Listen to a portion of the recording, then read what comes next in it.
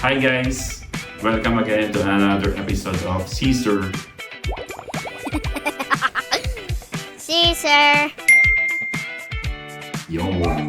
So actually, napakita na natin no, Jet? Tapos sir, babalik na lang tayo dito sir. Check natin Okay, yun. kasi ito, complete na namin yung isang full wardrobe cabinets na pinagawa ni client. So kung gusto natin makita, pwede natin i-montage ngayon at explain natin kung ano ba yung mga pinagagawa nating mga kaiwanan dito. Pero bago lahat, gang. O ayan na, pasok tayo. By the way, pakita mo pala, nandito pala yung isang kanang kamay kong si Isa. Pakita mo, Isa! Ganun. Yan. Yun. So guys, nandito tayo. Actually, naka-open na. Ayan, nakompleto na tayo. Before kasi, Wala pa yung salamin last time sir. wala pa yung mga mirror. So currently, nandito na. Ayan. So explain natin. Ano ba yung meron tayo dito? Close ko muna. So we have here the sliding door with mirrors. Full mirror tayo dito. And then, ang gamit natin dito is the heavy duty mechanism natin for the sliding door. So if we open this one, makikita ninyo, nandito yung meron tayong hanger rod. Ang use natin dito is oval hanger rod. And also a black handle na napakaganda, aesthetic look. And also soft motion blowers. Blower guide. Okay? And yun, ulitin natin, we only use melamine marine board for this project. Oh yes! Usually naman, lagi namin ginagamit for the standard materials that we use for all modular cabinets that for our project is mga melamine marine board or marine board with laminated finish. Okay?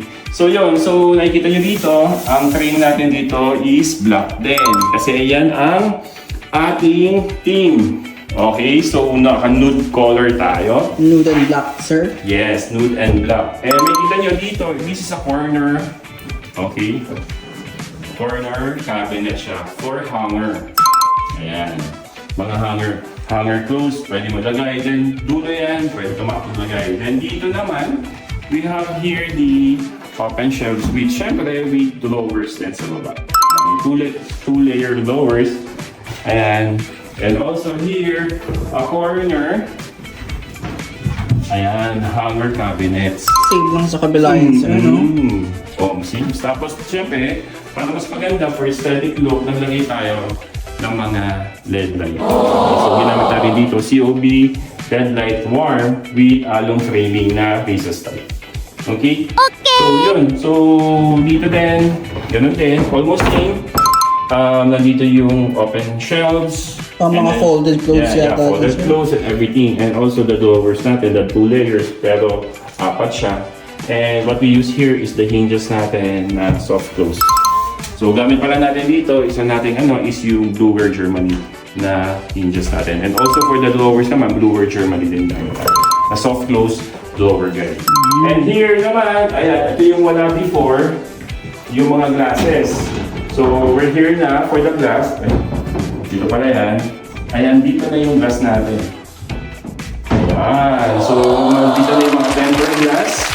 And yung ating frameless para sa mga glass door with handles na yan. Ayan. Aesthetically, pang Pinterest.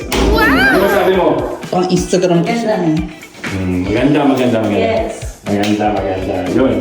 So here naman, ang ano dito, meron din tayong mga LED lights here. Kasi, ang ilalagay dito, display cabinet to for the luxury box ni client. So, dito natin ilalagay. And yung mga nasa baba, kung mapapansin mo, madaming layers. Kasi, dito naman yung shoe rack natin. Pang shoes naman sa baba sir. Yes, pang shoes. Ito yung function niya.